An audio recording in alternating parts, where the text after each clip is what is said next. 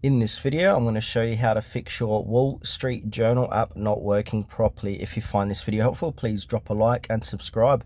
In saying that, let's just jump straight into the video. All right, there's a few different methods to work on. So the first method is to make sure your Wall Street Journal is up to date to the latest version. So to check that out, what you want to do is open up your Player App Store, type in Wall Street Journal. So you go up to where it says search apps and games, type in Wall Street Journal, there it is there.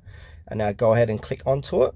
And now if it says update, go ahead and update it and then open it up to see if that fixes the issue. If it says open, that means your Wall Street Journal is already up to date. The second method is to simply click and hold down the Wall Street Journal app, and then we want to go on app info, so click on the little I button there. And if we scroll down and where storage is, click into that, clear the cache and clear data at the bottom of the screen. That might be able to fix the problem. And now we move on to the third method is to simply delete the app off your phone completely and then re-download it. And the fourth method is to restart your phone.